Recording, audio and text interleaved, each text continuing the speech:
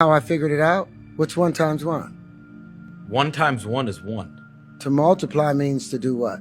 To make more, right? Yes. Increase in number? Yes. Multiply? Yes. How can 1 times 1 equaling 1 be part of the multiplication table? It was to satisfy the term multiply. It doesn't multiply. If 4 divided by 2 is the inverse operation of 2 times 2 equaling 4, then it would naturally follow that 2 divided by 1 is the inverse operation of 1 times 1 equaling 2. What does your common sense tell you about these two scenarios?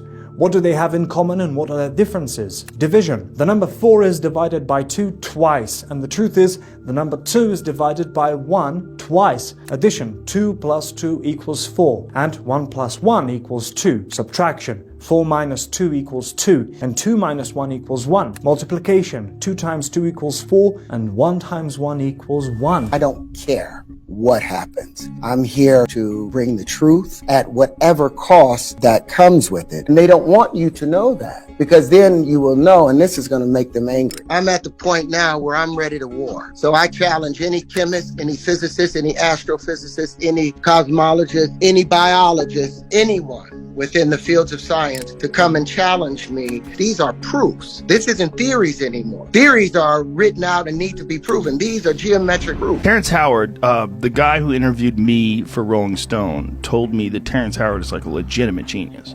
Like he's like, you talk to the guy is absolutely brilliant. All of our math is based upon approximation, unrealistic things. And that's why they're angry at me, because I'm upsetting their cart. But in order for us to advance to a level 1 society, a level 1 civilization, we have to abandon the lie. No matter how attached to it we are, no matter how much, if you find out that the foundation of your house is about to crack and you've got many, many stories of generations on top of it, you pull all those people out and you fix that foundation. They don't want to do that with our math. They would rather let us die. I'm here. I don't care what happens. I'm here to bring the truth at whatever cost that comes with it. But the truth is here. That's why I put the book out for free. See that, Lou? Yeah. That's saying x cubed is equal to 2x, which is equal to x plus x. That's an unnatural equation. That's a mathematical fallacy. And that's the beginning of your math. Someone programmed that lie in there and lied to you and everyone, and all your fundamentals are off. And then everybody said I was crazy. Well, am I crazy, or is the calculator broke? Every element has a noble gas that precedes before it and after it.